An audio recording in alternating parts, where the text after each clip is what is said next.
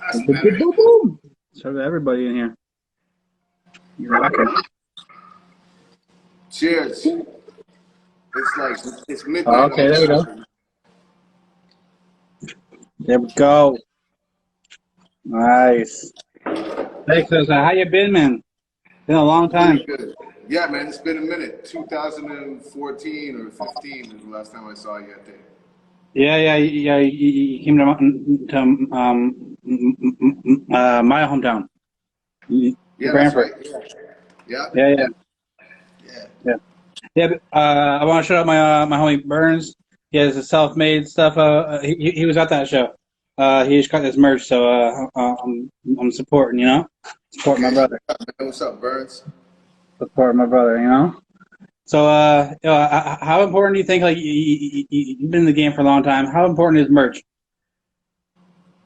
Probably one. It's up there, man. It's on. It's. I mean, it's right next to having skill and drive and belief in yourself. It's right up there, man. Because this is one of the main ways that you could like make some money and stay alive off this. If you're just a rapper or you're just a DJ or you're just a producer and you're trying to get out there and do shows and stuff. But for me personally, doing shows is where the merch sold. But there's other ways to do it too that I haven't really tapped into, like the online thing, as much as I wanted to. Yeah, like I definitely need to set the store. I'm just messaging people and selling them online.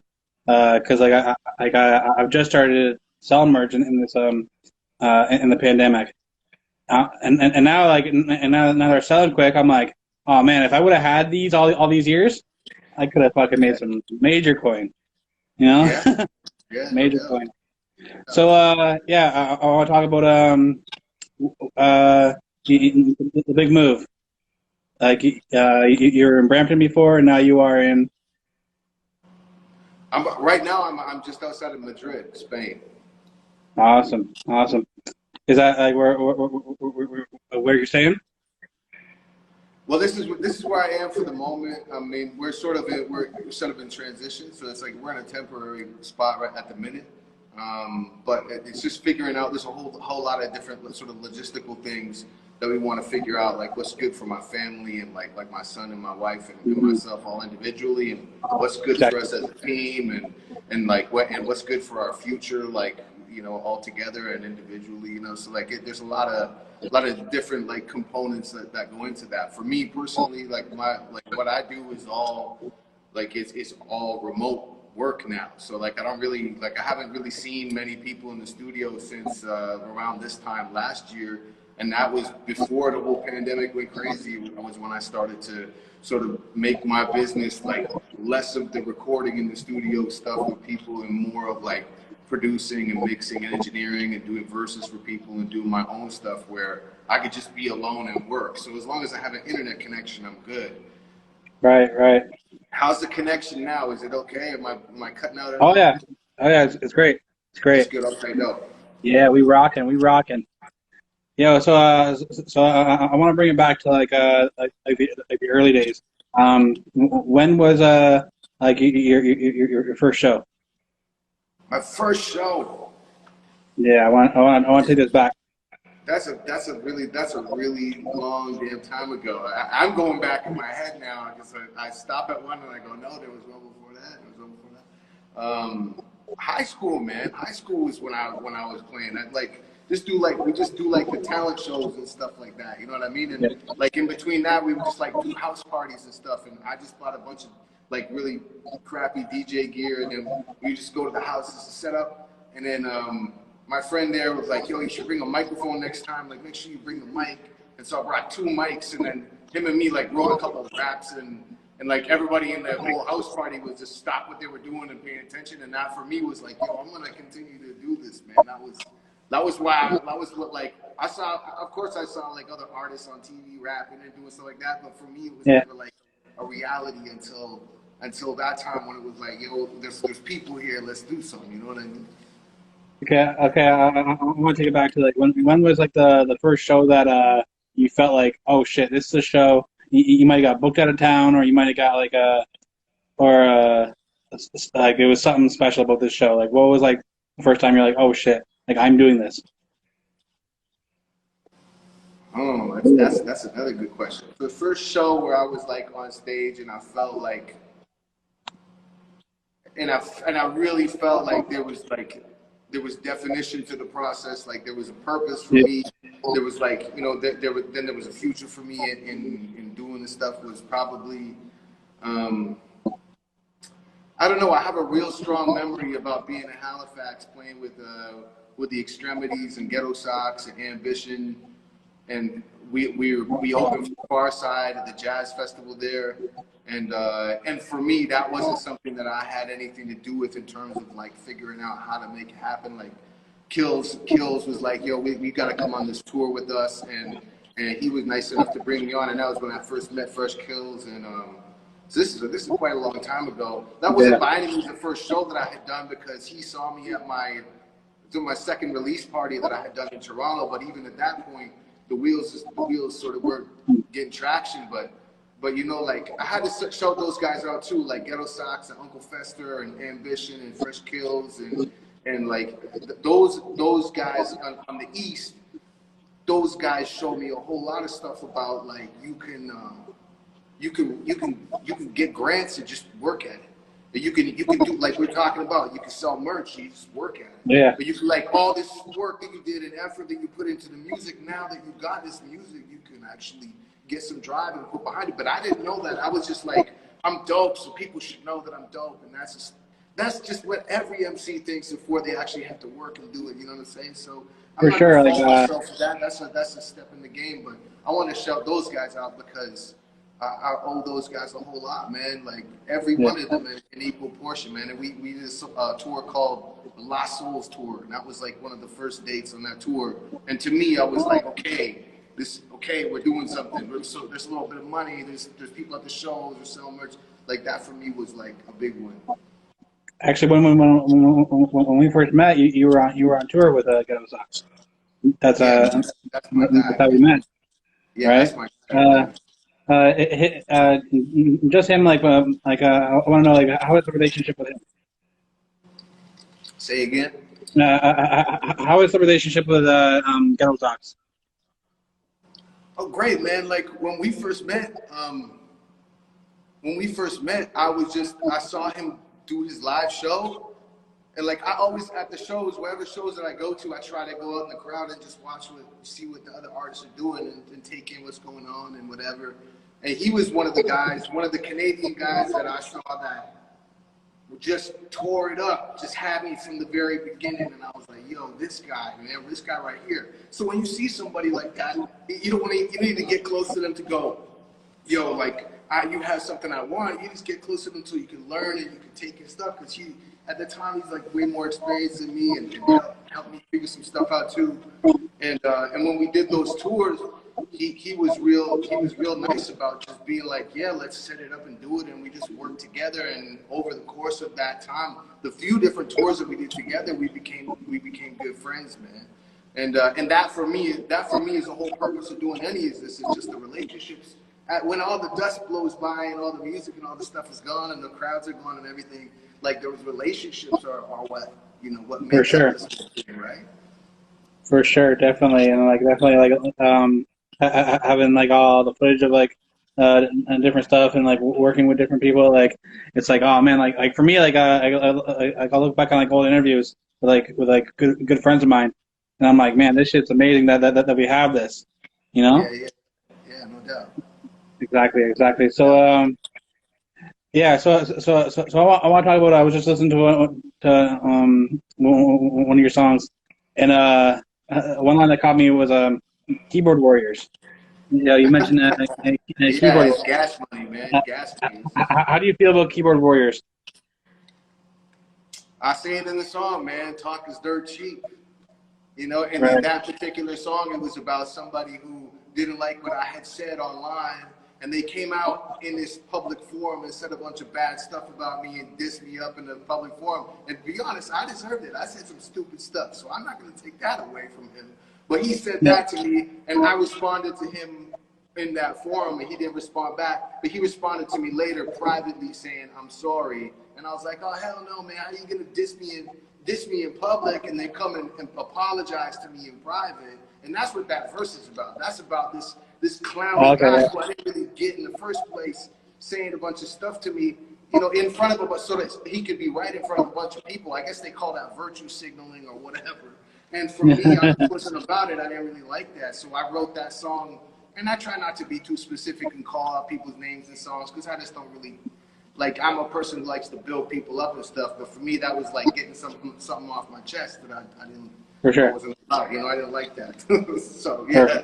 sure. Like definitely like I feel the energy. Like for me, I always want to keep it. I want to keep like, everything positive, but like don't come at me with no sucker shit. You know, like Well, yeah. that's how pretty much I want to live my life. I'm like, yo, let's stay positive and just like let's not do any sucker shit around here. You know? Yeah, yeah, man. And you know what? The music is a great opportunity to get rid of some of that angst and some of those vibes where you know, you want to write something, you wanted to say something to that person, the time has passed. So you can just put it in a verse and maybe it applies to a bunch of different people in your world or on your path or whatever, you know? For sure, for sure. Definitely, you can definitely get that stuff out. Prior to me doing these interviews, I was once a rapper myself, and like I actually listened to like my very first like project I ever put out. I was in high school. I listened back on that, and I'm like, man, I was an angry kid. I was like, I was too, man. I I was was too. I was an angry kid. And I'm like, man, I listen to that shit now. I'm like, holy fuck, man, I'm way better off now. Like, I'm just so more chill. You know, Yeah. the fucking the weed got me in a good spot. You know. Okay. Yeah. So how is Spain right now? Like, what's how is it living there? You know what, man? I haven't found anything that I don't like, man. Like, Okay. the food, like I have to mention the food because the food is when I first came here in '99, the food was the thing that I came away with. I was like, all of the moves, all of the meals that we had were really, really dope. And like, you got like chorito and you got jamon and patatas and pan and paella, like all kinds of stuff that Yeah. like my wife is Spanish. So that's why we're here. So Okay. she would make some of that stuff at home, and I had some of her like with her family and stuff. But then when you're here, it's just like you're submersed in this sort of thing where that's just like the norm, and it's a little taste of heaven, man. Yeah, like you know, I'm still learning Spanish. My Spanish is real terrible, but I feel like that for me is going to be like a game changer for me when I sort of get the Spanish down a little bit more, so that when I'm in the bar and I want to order a drink, I don't look like a fool or whatever, you know. Yeah. All right. So you gonna put out a full Spanish song? Maybe one of these days, man. My Chinese Mandarin is better than my Spanish is, so I haven't Okay. even speak Chinese songs yet. So, but I don't know, man. I feel like for me that there are people that grew up with it, and so those are like my guy Che Uno, like he spits in Spanish and it sounds so ill, but he has an understanding of the language that maybe I'll never grasp. You know what I mean? Like Yeah. off the word, but maybe I won't have that same grasp as you get when you grew up around it. And that's like when I write my bars, I know that what I'm writing is solid because I grew up with this, and it's just like it's been in me for such a long time. So, and who knows? Maybe a Spanish song. Give me 10 years, man. Actually, like two of my best friends are from El Salvador. Okay. And, like we're drinking, like we've been drinking like a couple times, and I'll try and teach me some of the words, and I'll have it that night when we're drinking. But, like the next day, I won't remember. But the one thing I have took away from like them like doing that for like a long time is like rolling my R's. I know how to roll my R's like really good, like Yeah, uh, that's the trick, man. That's the trick. you know. It's definitely like that was one of the first things they're like, yo, you have to know how to roll your R's, you know. But like, yeah, Definitely. It means that the difference between the word butt, the word dog, and the word fart. Pero, perro, and pedo. Like you say those three things, it could mean one of those two different things. So you don't roll that R right, and so your sentence is all messed up. People won't know exactly, what you're talking about. exactly. So yo, like I feel like yo, you got like the ill setup. You got the fireplace. I just got the regular T-shirt behind me. You know? Yeah, nice, Yeah, man. yeah, you had to do it. You had to do it proper. So yeah, so I want to know. I want to talk about new projects. What's coming up and you know? Okay, well, the record that I just did is called No More Soda. And I've been with Elect Records for about a year and a half now. So they put out No More Soda for me just now, and that was an EP produced by my guy Peace 586, who is a real legend to me, real dope producer, real solid, shoot you straight kind of guy. Doesn't take any BS. Like his whole attitude and his framework, man, I could just get with. So he hit me up and asked me to do a song with him. And when we did the first one, he was like, "Let's do some more." So that's kind of the result that happened. Is that record? I put out another record with Elect last year in 2019 called A Different Crown as well, which is like my longest record ever. I just put a whole heap of songs together. It's kind of insane. So those are the last two that I did. And I've been working on some other records. I don't know if you remember in 2017, I did a record with Solar C called Mhm. Access to All Lanes, which is really dope, man. Please listen to Yeah, I that. remember that. Yeah, he got Mathematic on there, and he just did a record with John Rogers, which is really dope, called Sunshine. Mm, You need to check it out. They're called Cross Lakes, real dope. for So sure. yeah, my guy Solar C, I've been doing some work with Made Wade. He's got another Okay. record Okay. together, Yeah. so I produced some of that. I produced Eternia's whole album. Yeah, journalist is just saying right there, yeah, waiting on that Eternia project. So I just produced her whole record, and that was like a wonder for me. Like that was real nice to work with somebody Awesome. who for me is just on the same page in so many different ways. She's a wonderful person and so super talented and so knowledgeable, man. So that's been the blessing that's been happening to me. I got some other stuff in the works right now. I got some like beat tape stuff coming up in the next couple of months. One in February, one single in February, I think, one in March. So I'm gonna roll some of those out, and hopefully later this year I'll have like another record for you guys. But I'm here without my gear and stuff. Like my gear actually just arrived yesterday, Okay. and Oh, sure. it's sitting out in the cold right now. So I had to go and like get some. I had to go and open up those skids and pull some drives out of the skids so the drives didn't freeze up. But my gears is sitting outside right now, and I don't really have a place to set it up yet. So we'll see when that all gets set up. And the dopest thing about having my work be like being remote for like the better part of the last year is that now I have people that are waiting for me, waiting for me to get set up so that we can continue the work that we're doing. So that's just been a real blessing too, man. So there's a lot of For sure. wheels turning, a lot of irons in the fire or whatever. There's John Corbin. What's up, man? Yeah, you're saying no soda. I've actually been for years I drank fucking tons of pop, right? Tons of pop. Fucking I've been lately I've been trying. I'm like, yo, I need to cut this shit out. Right now I'm drinking some fucking aloe water Okay, shit. yeah, You know, no, I'm trying to cut that soda out, man. No soda. No it's a soda, man. killer. It's a killer. Candy in the shape of liquid is the statement behind that record. Is that there's a lot of music out there that takes the same format, and we just need to be done with it, man. We just need to just say no. Like you take a little taste once in a while. That's cool. That's like dessert or whatever. But to see you sit around chugging those 2 liter bottles all day, you're gonna get sick. I think that's kind of what happened to hip hop. We got sick because we just kept chugging Right. this. We didn't get the Yeah. vitamins. You know what I mean? You just keep chugging the sugar water. Yeah. Just fucking, we need to get that pure water. The water, that H2O. That That's right. fucking, you know, we need that shit in our systems, right? Yeah. Definitely. So, yeah. So, you're in Spain right now. How many different countries have you been formed in? It's funny. I actually just answered that question for the label the other day. I asked me some questions for my write up or my personal write up and stuff. Um, how many different countries? I know it's like 3 continents and like I don't know. It's like Canada, USA, Japan, Australia, China. And the crazy thing is, I never performed here yet. I never did any shows in Okay. Europe at all yet.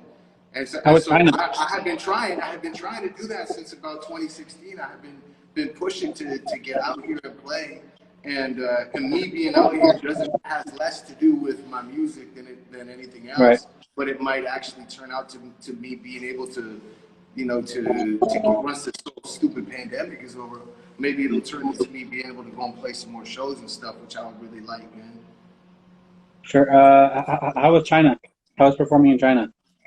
Oh, China's great, man. I love China. I was working for my dad's company there for a little while, and I made some friends and just took some lessons and was learned the language, which is I'm terrible at it, but it's a lot of fun. It's really interesting. But the crowd there were kind of like where I was is in a city where nobody really speaks any English. Everybody just we speak Mandarin in this city where I was. And so when I was on the stage, there's like 1,500 people there, and I was like, "Yo, put your hands in the air," and everybody was like, Yeah.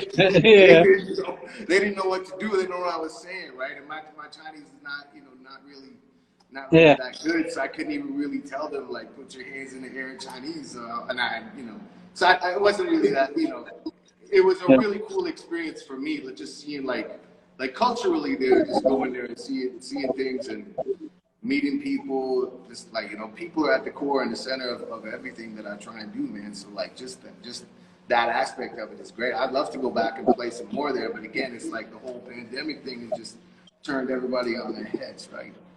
Right. Right. Yeah. I want to know. Have you ever had like a show where like you almost felt like you were almost bombing and then you kind of just turned it around and kind of like just killed it? No, I either really bombed or I'm really amazing. Okay. I had a show. I had the last show that I played. The last show that I played was in London, Ontario, and some stuff Okay. happened in the organization and in the setup of that show that really just set me off, and I was gone. I just didn't have it. I just didn't like the way things had worked out for me. Like, Yeah. Just the way that people line things up for the way that the shows ought to go and how things roll out. Like we as an artist don't have the pull sometimes that people think that we do. Like sometimes you go to a place and people aren't necessarily there to see me. They're there to see whoever the other artist is, and they'll Right. think, "Oh, don't worry, everything's gonna stay for you because you're Rel," and that doesn't happen. So when you Right. wait around for hours and hours to get on stage, and then the lineup gets shuffled around, and then you go on like almost dead last, and then everybody leaves the room. That's the type of stuff that throws me off. So that in that Yeah. particular instance, that's the worst show I probably ever played. It was so terrible, man. Everything was out of sync and out of touch. I skipped tracks. I went back and started again. But you know what? If you're a human being, that's what's gonna happen, man. For There's no sure. one ever out there that ever does every single show like 100% of the time. You know what I mean? Like Yeah. I like to think that I'm real special sometimes, but no, man. It's just you're just human beings trying to interact with other human beings, right? I remember times like you're saying that last spot is scary. Yeah. I've been at shows where like they're packed, and then and the guy before me or the guy like right like or a little bit like the second spot like before him like will Yeah, bomb like they'll bomb and it'll just be trash and yeah, half the place will clear out. yep. And you're like, oh man, I didn't even get a chance to even like start before they start clearing out. Yeah, there's all kind of reasons why people will clear out, man. And you know what? I played the same way for 500 people, or for 5 people or 10 people. For sure. I've played the same For sure. show. Get on stage and do the same damn show. If it's just, Yeah. you know what? I played a show for one guy once. One guy stood in the crowd. Everybody was out in the smoking area. I played for one guy. That was one of my. For me, that was like one of the things where I just was like, I'm gonna do this to my very. If I'm serious about doing this, I have to do it to the Right. nth degree. I have to be on the top of my game. So it's not really about whether there's numbers there or not, man. It's about the elements of of just like regular life stuff, man. Like you could just be like, feel like you're on top of your game, and then somebody gives you a phone call before you go on, and it's somebody who you haven't sorted something out with yet. And so then that kind of stumbles your set Right. because you're thinking about that while you're trying to rap and stuff, right? So, but man, I mean, I can't make excuses anymore, man. I've been doing this too long to make excuses, man. So, but Exactly. I'm not really gonna try and sit here and tell you that yo, I'm the best and I never screw up anything. That would be done stupid too. Right, right. Like, none of us can predict like everything, right? But sometimes we have to just go with the flow, how things are going, right? Yep. Yep. Definitely, definitely. So, yeah, I want to talk about like yeah, your live set, like when you performed in Brantford, yo, you killed that. Like that wasn't a bomb. Like, you're up there on the MPC and like and rapping at the same time, and I was like, um. At that time, I don't think I've been to like a show and seen people like doing like both at the same time. Like you were like, okay, I'm gonna perform my song, but I'm gonna also like make the beat at the same time, and kind of like it was dope. I definitely appreciated it. Thanks, man. Thank you. That's the type of stuff where that makes me want to get out there and continue to do it. Like, cause I knew I had something there where it was more than just a song. It was interesting. It was like the crowd was into it. I was into it. It was a lot of fun doing that one, man. How'd that come about? Like you bring up like the MPC, like making the beat and rapping at the same time. Like what was it in your mind? You're like, oh, I want to do this. Do you see somebody else do it, or? Well, that particular song was a song I did with Brother Soul on an album called The Extras. Oh no, actually no, it wasn't. That was before the album The Extras. It was off my record called Miles to Go. I don't even know the names of my own records. It was on a record called Miles to Go, and that song featured Brother Soul. And I just needed. I was trying to figure out a way that I could do that song and keep it interesting because I knew he wasn't going to be there rapping it with me. So I was like, if I could do something that's because when you do a song and it's just like you start your beat and you present your song exactly how it goes on the album, you got to be careful because you could lose people. That's the time when you can lose people, especially if you're going to go 2-3 verses in. And Right. by the time you get to the second verse, more times you have to figure out a way where you're going to continue to keep people engaged. It doesn't matter how good a For sure. rapper you are. You had to have something in there. So that was like. I wanted to do something where I knew I wanted to play the MPC, and I was doing little MPC bits in my set before I did that one. But that was like I had those files, and I was just like messing around with it, and I was like, I think I could play. It's not really that complex of one for me to do Yeah. because I'm not the most coordinated guy in the world, but it worked out just the way that those keys hit, the way the timing of it hits, and for the way that I was playing it and rapping on beat, I could keep it all together, So. Right. Yeah, man, that's a good one. It's a fun one. I'm glad you remembered that one. Yeah, man. Like definitely. So what was actually first, making beats or rapping? I was rapping first, man. I was Okay. rapping first because I was breakdancing like way back, and then from the breakdancing it was like I wanted to like just write the raps, man. I wanted to be the guy who was like who just out there and people were paying attention to. So, but that was like really the first out of like all of those elements, I guess you call like where like I did that and I was DJing and then I was making beats after that, and then it was just kind of like I want to just try and continue to do all of them as much as I can. Yeah. I actually tried breakdancing. I'm not really in the best shape, so like I did a little spin and I was kind of like, Yeah, no, man, that's long since over for me. You never catch me doing those windmills or nothing like that. Right? Yeah, you won't catch me doing no windmills like anytime soon. Mhm. But yeah, so like yeah, so beats how do you feel about like cutting samples you like kind of like making your own stuff more, or you like more cutting samples? I've always been a sampler, man. I sample everything, and And for me, like a big part of the fun of making beats was like, how do I turn something that I hear the way that my ear works and make it into something that's completely my own.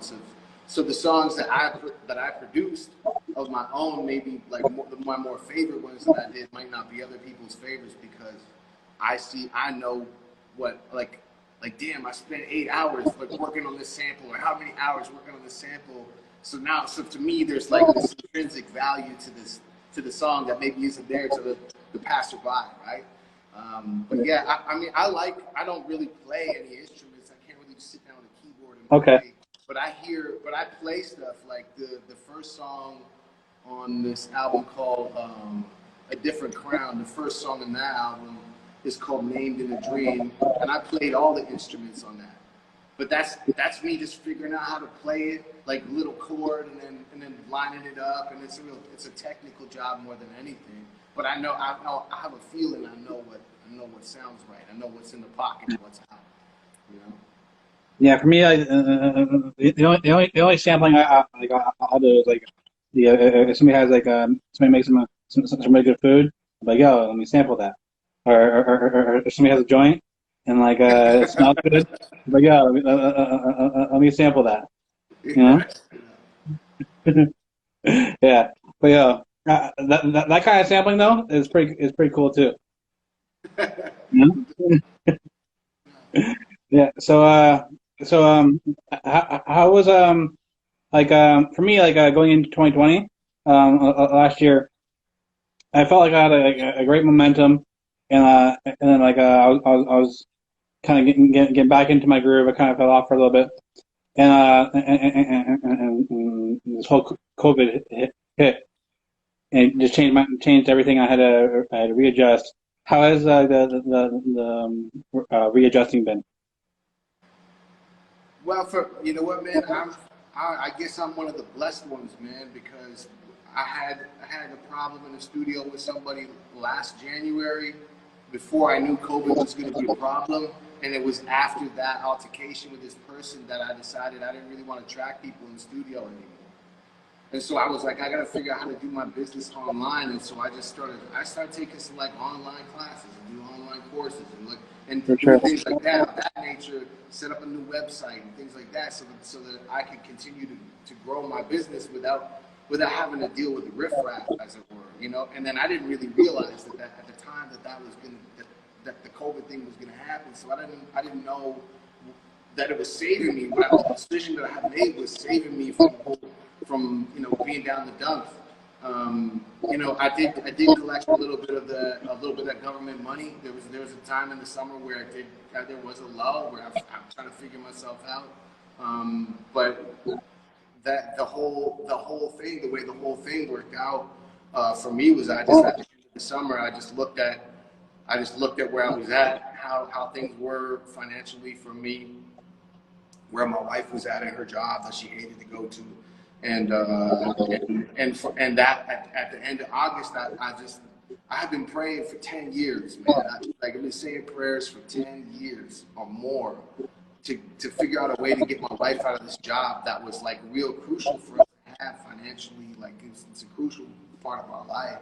And just at the end of August, I kind of came to this point where I realized that just us staying where we were, there was never going to be an answer, us just staying where we were. And so us coming here and doing what we did is all part and parcel of the answer to that question. And for me, that was a blessing to me to see her get out of a place where she didn't want to be.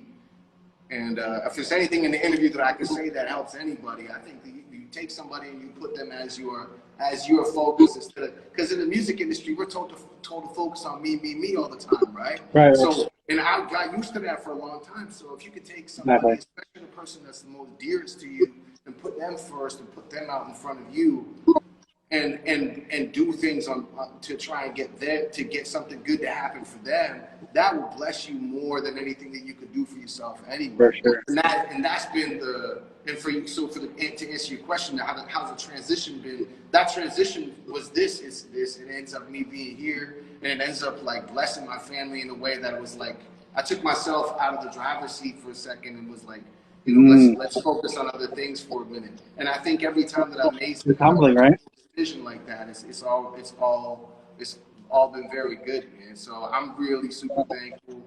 And I don't mean to make light of the fact that there's people out there that are suffering and hurting and going through For a sure. lot of crappy stuff because of this, man. Because I know it's affecting a lot of people very negatively, man. So my heart goes out to those people, you know. Yeah, I'm definitely one of the lucky ones as well. I think I've kind of like I'm gonna come out of this in better shape.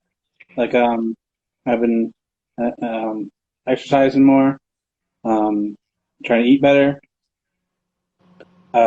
Financially, I'm better because I was able to keep working, and I kind of wasn't going out as much anymore. I didn't have to go to the rap shows to get interviews. You Yeah, know, I just do the interviews right here at home.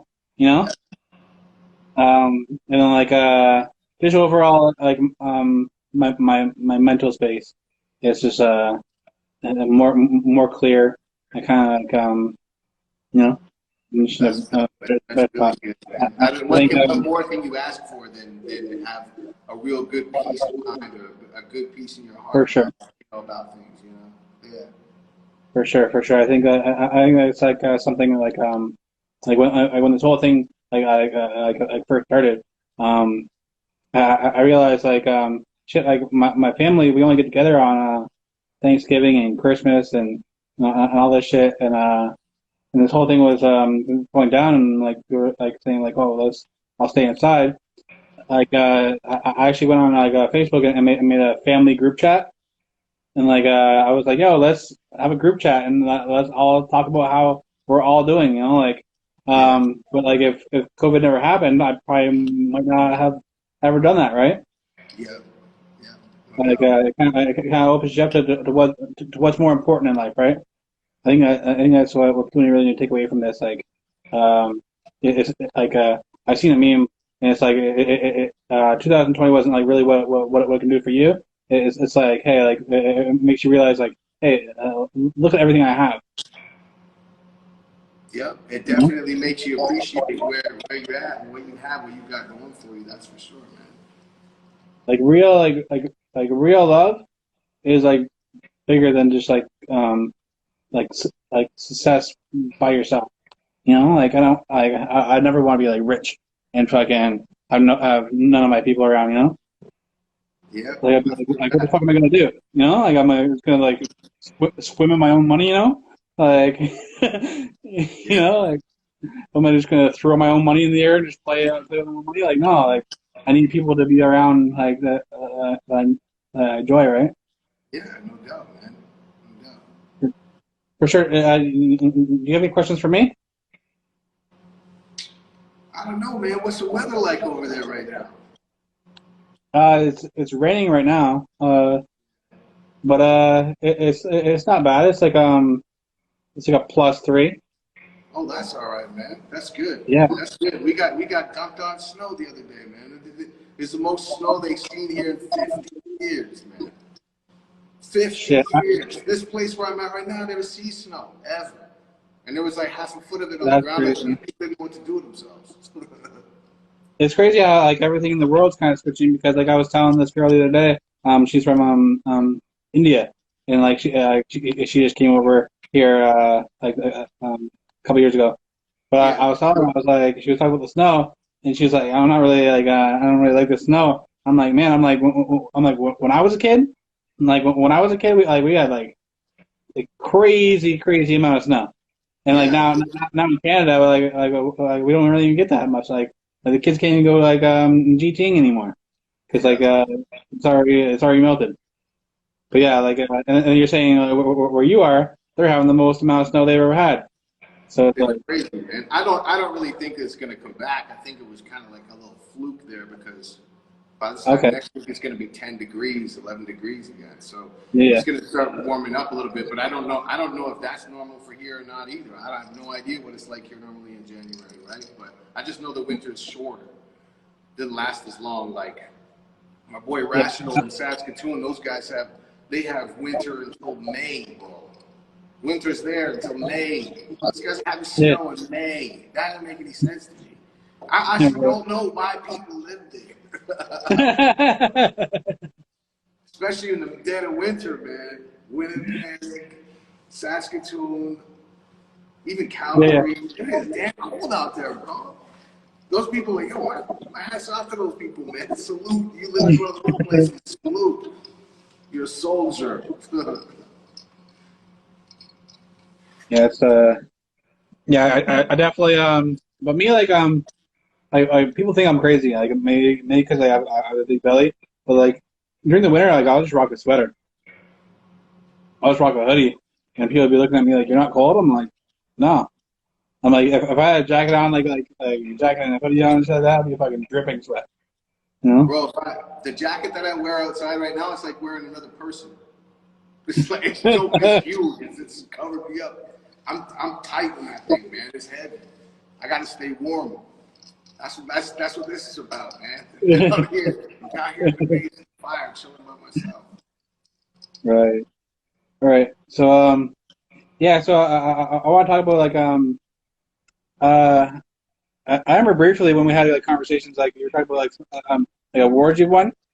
Um, I think we were talking about Juno.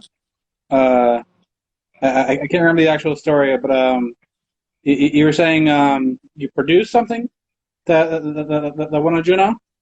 Yeah, yeah. Like I don't talk about it very much because I didn't really feel like I won the Juno. Like Shad Okay. won the Juno, and I had something to do with that record. But Okay. for me as an artist, as Rel McCoy, as for me as an artist, I don't really tout that as I like Rel won this Juno.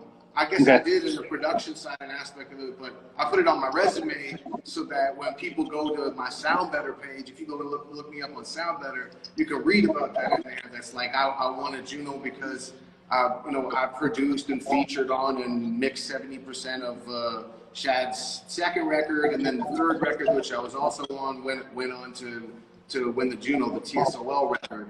But I don't know. I think I mixed two of the songs on there. I produced a song, featured on one of them. So I have that credit to my belt. But I say all that to say that whatever it is that you have, like to your accolades that you have as an artist or a producer or whatever, it's hard to know when to pull those out and when to say, yeah, man, Right. I did this. Like there's times to use it and times to shut up about it.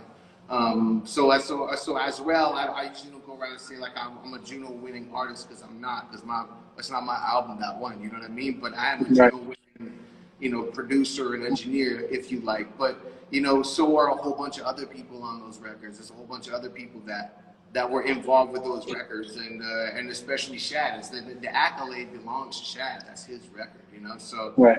you do feel a little bit like, but I'm also not going to let that slip away from me when there's windows of opportunity where I need to use that to say, look, I can help you produce a great record. I can help you mix a great record. I don't shy away from using it in those points, man. Like I in 2013, I won the Independent Music Award in 2 categories that year for Best Hip Hop Album. I'd rather tell you about that for Rel because that was the Miles to Go record that won that. And the people that were on the panel that judged that were guys like DMC from Run DMC. Like those are the, you know what I mean? Like that accolade to me. Yeah. Like, oh man, I did something cool. You know what I'm saying? Like my record was #1 for 10 weeks. The one I did with Fresh Kills, #1 for 10 weeks in the summer of 2015. And there's very few people, even people who did other records by the same name, there's very few people that could actually say that their record stayed at #1, even though it's college radio. You know what I mean? So for me, that's an accolade. That's something that Rel McCoy For did. sure. You know what I mean? Like, that's something that I did, man. But I mean, I don't know how high those mountains are to stand on, but hey, Hey, it's something. yeah, for sure. Sure. I want to talk about the process. Like a lot of times you start a beat and kind of like listen to music and feel what the beat is telling you and kind of go with the song that way, or do you kind of like have like an idea like right off the bat? Yeah, I want a song to be like this. Usually, if I made a beat and the beat is pretty much within an hour of maybe less than an hour of the beat being it's you know it's the structure being there and the beat within an hour of that. If I catch a vibe, I know this is the song for this beat. I know like what's the song? There's a song that's sticking in my head right now from that Miles to Go record. There's a song called Nobody Like You.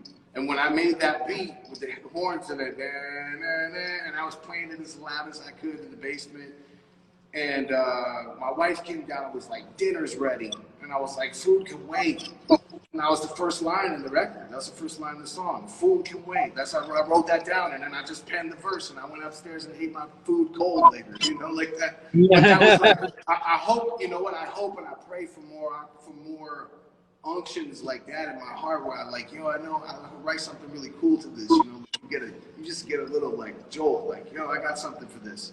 But you know what, I don't know, maybe the older you get, you don't get that as often, or the older you get more busy with other stuff, so you don't get that as often, but it's been a little while since I was like, I listened to the beat right away and was like, oh, here's the first line, like that, the record I just did with Peace was like mad technical. It was like I had all these notes everywhere from all kinds of stuff, and I was like piecing things together. And I was like, oh yeah, this fits here, and it was like a puzzle. So I don't know if it's like an evolution of how you write or how you think or as a person or whatever, but it always happens differently for me, man. Like I find it way easier to write to other people's beats than my own more times, because after you sit there for hours with the beat, it's a little lackluster. But Kills will send me a beat and I'll go, oh damn, I got something for this, and I'll write a hook right away or something, like it's that first,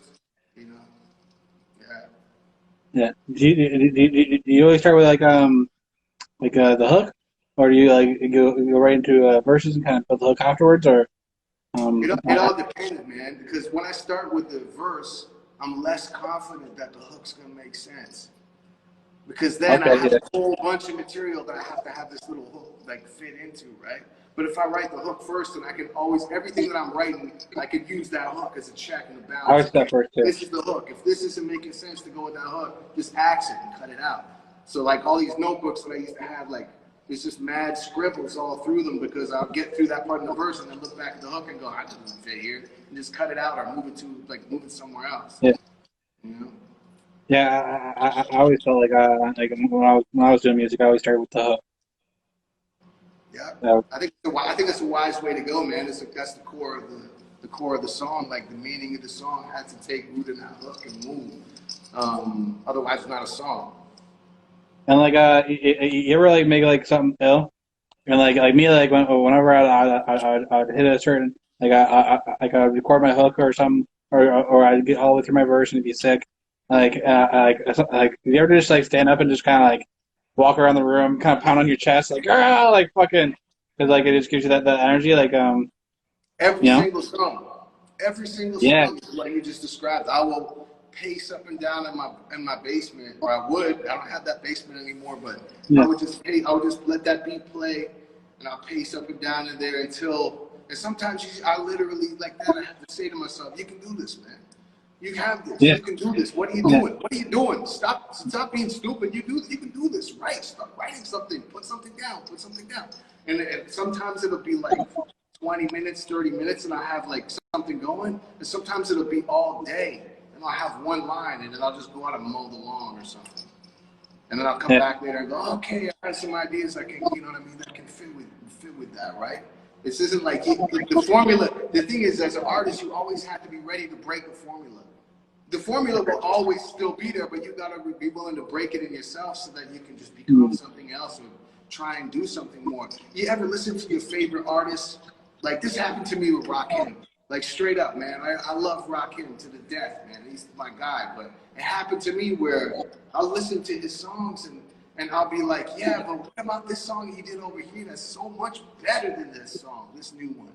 Like, what's going on? Like, why is your skill not like becoming like this snowball effect and becoming something bigger and greater and better? And I hope that I keep doing that. When I look at my music, I look back and go, yes, the latest stuff is the best stuff. Listen to this right here. You know what I mean? But I go back to old songs and I'm some of them and I'm like, oh Lord, why did I put this on? You know what A Different Crown album, there's 2 songs on there that I'm just like, oh my God, why did I put this song on here? And then somebody, and no, Eternia, I was talking to Eternia, she just brought it up one day. She's like, oh, this song? Yo, that's my jam. And I was like, what are you talking about? That's the worst song on the album, right? So I guess, you know, you don't always I see felt the it. same way about things too. Yeah. Yeah. I had a song that I made like in just like one day. Like I just did it quick. And I was like, okay, it was a cool song. And I put it out. It was called Liquids. And like the hook, it was like, it's all about the liquids when she swallows my kids. Big You know, Fish. Yeah. it's all about the liquids when she swallows my kids. And like like people like still to this day they like tell me, oh, when they see me, oh, it's all about the liquids. To me, like I feel like that's one of the worst songs I ever did. Like I'm like when I look back, I'm like I don't even know why I put that thing out. Like, but like people still come to me to this date. Like, and this was like probably 10 years ago when I did this song, you know. And like people around town still be like, oh yeah, it's all for the liquids, and I'm like, okay, That's you good. know, That's good feeling, though, right? That's good feeling. yeah, It's not a yeah. good feeling going to the shows and playing the, yo, Fast, what's up, baby? You should Actually, watch like back to the beginning, Fast. I gave you guys a big shout out. Yeah, actually, if you do the same song every night at the show, it gets a little like, man. But if someone at that show comes up after and goes, man, I'm so glad you did that one song. That's my joy right there. Yo, my guy Hatter in London said to me one day, yo, this one song that you have, I have it as my alarm on I have it as my alarm that wakes me up every day when I hear that song. That's the song I wake up to. And I was like, holy man, that makes you feel like, yeah, you're doing that's something fire. good in your life, you know? That actually, I'm gonna bring it back to that Liquid song. The very first time that I ever got like played on like any radio, Yeah. it was a college station in Hamilton, and I actually sent them like my brand new songs. I was like, okay, these are the songs I want played, and I tuned in, and they started playing that Liquid song, and I was like, I was like, Wow. I was like the very first radio like play ever. Like I wanted to be one of my other songs, and like I didn't even send them this song. They went on YouTube and ripped it, and so they could play it on the show. And They got a vibe, man. They took your vibe. It was like, man, right, let's got a vibe. Let's just run this. You know, I'm feeling this. That's dope, man. That's why we're here. for sure, for sure, definitely like everybody has their own opinions. Like that's why even like old songs on YouTube. At one point, I deleted them, and people came back and were like, "Hey, where's this song?" So now, like even like my old interviews, some of my clips, I kind of look at them and like you were saying, like maybe a little cringeworthy to me, but like I know now that there's gonna be some people that are gonna go to those clips, and those clips might be some of their favorite clips. So Yeah, I just gotta leave that shit on there now, you know. It's part of my history. yeah, no doubt. Mhm. Yeah. Yeah, you feel the same way about stuff now, like that kind of like Well, there's some stuff where I think there was one video that was not too long ago that was like a live performance one that I saw myself from way back that I really wasn't too happy about having it on there because, you know, as an artist, you kind of always want your you know to be the best representation of you. But I guess yeah, that's a different scenario. If it's like something that you're doing live and it's like, or you're doing something spur of the moment and you feel a little bit different about it than if it's something that's like, this is a recorded song. You know what yeah, I'm saying? Like this is like, you know, when you put your music together and you're gonna put it out there, you got to remember this your legacy, man. So if you're putting this stuff out there and you don't like it in the first place, because if you did like that song, the song that you hate now, if you did like that song when you first made it, like the 2 songs on the record that I just told you about, when I made those songs, I was like, hell yeah, these are perfect. These are perfect right where they are on the album. Like they fit, yeah, they tell a story. It's what I want to do. It's my, it's a sound. you know, and I listen back later and I'm like, those, I could have just withheld those. It's not that I hate those songs, and it's not that it's a completely inaccurate representation of me, but just like my own personal feelings about it is like, man, I wish I could have really done better, man. And I could have remembered like, this is my life history right here. You know, and who knows what song they're gonna play when they put me in a casket, bro. I hope it's not one of those two songs, and I'm not telling you what they are either. No, I definitely, I definitely hear that too. Like, and sometimes like having a lot of stuff out there, like, when somebody says like when somebody replaces that song, tells you that's amazing. Like, and then like, sometimes you like, what do you feel is your most slept on song? The most slept on song. And somebody in the chat has to put their favorite songs up there, man. So I want to hear if anybody's in there listening, just put something in there that remind me of what my most slept on song might be. Because I don't really know, because I feel like I don't really look at the numbers, which I should. As a responsible artist, I should look at what the numbers are saying, like which songs you listen to the most. I don't really look at that very much. But slept on songs. I did this song on the Greenlight album called Hopeful that I really, really liked, man. I really liked that. I really liked the way that it came together. And I don't know if that was a slept on song per se, but that's another one of those ones where I chopped this really intricate sample and I put it together and it came together really cool. So maybe that part of it is slept on, man. But that's a real hard question to answer, since if I followed the numbers and I could tell you which songs were played and which ones weren't, I could give you a more accurate answer to that, man. But Okay. I wish I knew. Me, like I always look at my stats because I want to learn from my own shit.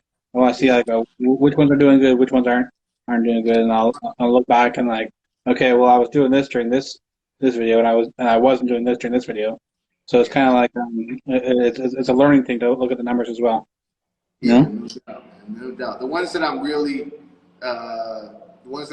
super happy with are the ones that I had the most fun doing, man. So it's like the ones with the videos of Mocha and Rational and like just stuff like that, where I know I have really great memories from the trips that we had and just shooting the video ourselves and just hanging out together. Like those are the memories that make me feel like, or the tours that we did or people we played with or whatever.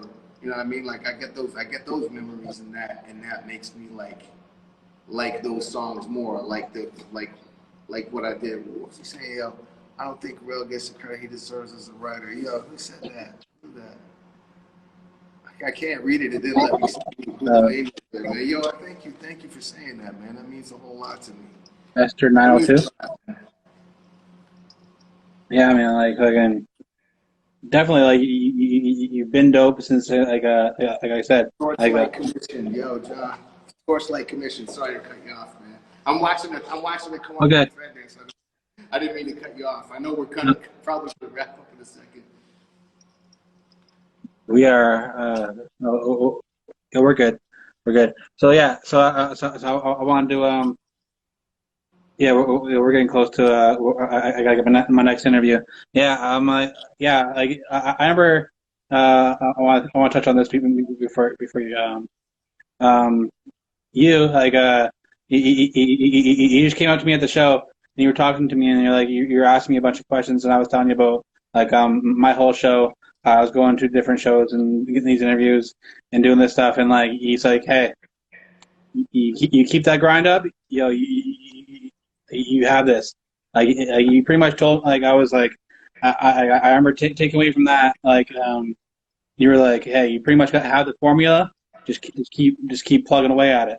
And like for me, like that was a big deal because like I seen you guys come in, you killed it, you were on tour, you were doing big things, and like I was like, hey man, this guy just came through, he's making a living off of music and he's doing this, and like he told me I have the right formula, so like that was a big moment for me. Like I don't know if you even realize like that impact. Well, I didn't, man. But thank you for sharing that. Yeah. I remember being on that sidewalk out there with you guys and talking to you guys. Yeah. I think you were wearing like a camouflage coat or something like that, or maybe it was socks, or maybe it was me. Somebody was wearing a camouflage coat. Yeah. That's what I remember. Yeah, man. Yeah. That was a fun tour. And like me, I just kept that grind going. Now I'm doing 3 interviews every Friday. You know, I'm trying to keep this grind going. That's dope, man. Yeah, you got to continue with the mission. It's really dope to see you here, man. And thank you for having me on, bro. It's a pleasure. I kind of feel like I lost connection with the outside world a little bit, man. So thanks, man. It means a lot. And yo, Vessel One, yo, thank you, bro. I see you out there, my guy in Australia, right there. Yo, all your honest stuff, bro. Tracks like "Losing Love" on the 13th, man. That means a lot. And Fest mentioned the wink and the nod track as well. Thanks, Fest. Cool. It's always nice to see people, they interacting For sure. bro. It's really great. So this has really blessed me a lot, just coming on here and talking to you, man. For sure. Is there any last things that you like to say to people? Any shout outs before we wrap this up? Yeah, yo, I really want to thank Elect Recordings for helping me get my records out, man. My guy Josh over there has really been holding me down and put up with me being a bit of a dick to him. So I want to say thanks to him.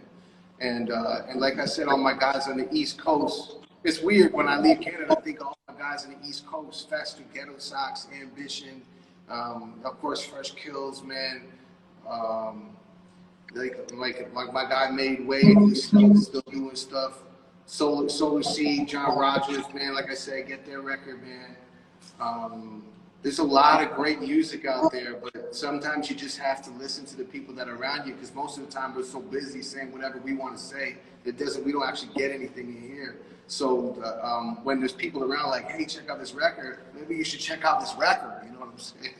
It's a real talk. For sure. So how can people get a hold of you? If they want a feature, they want a beat, they want You know what? Instagram is the very best thing, man. I answer all the stuff in the Instagram messages. Oh.